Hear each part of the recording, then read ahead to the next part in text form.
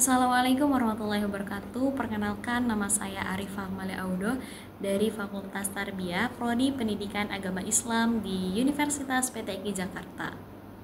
Tujuan saya membuat video ini adalah untuk memenuhi tugas mata kuliah Civic Education.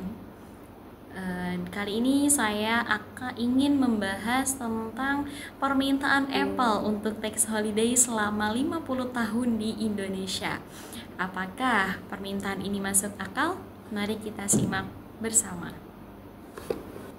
Dalam rapat kerja dengan Menteri BUMN Bapak Erick Thohir yang dilaksanakan pada hari Senin tanggal 4 November 2024, ujar Bapak Dr. Haji Mufti Anam sebagai anggota DPR RI. Hari ini sedang ramai di media sosial tentang bagaimana ternyata iPhone 16 dilarang masuk ke Indonesia.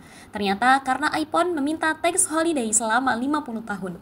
Harapan kami meminta kepada Menteri BUMN bisa turun tangan dalam hal ini agar kita tidak tergantung dengan yang namanya iPhone, karena sudah banyak menikmati uang rakyat Indonesia, tapi ternyata mereka hanya mau investasi di sini saja dengan meminta syarat yang namanya teknologi selama 50 tahun.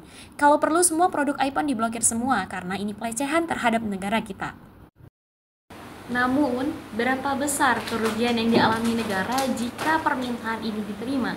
Dan apakah permintaan ini adil bagi perusahaan lokal dan penduduk negara Indonesia?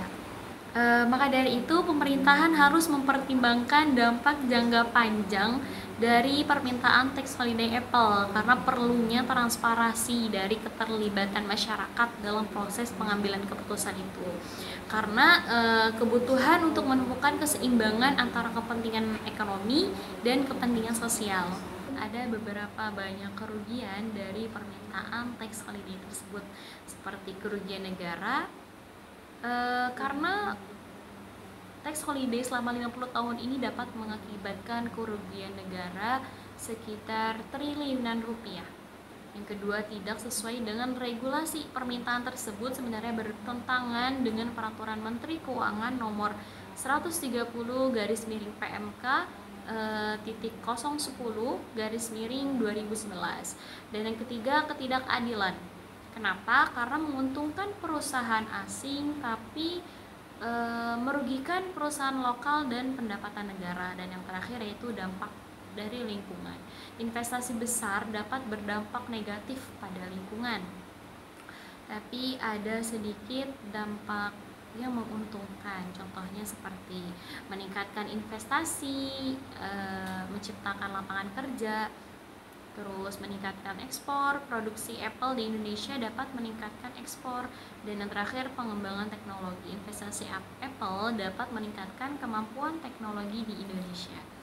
Maka dari itu pemerintah harus mempertimbangkan dampak jangka panjang dari permintaan tax holiday Apple tersebut, dan perlunya transparansi dan keterlibatan masyarakat dalam proses pengambilan keputusan, karena evaluasi menyeluruh terhadap dampak ekonomi permintaan ini.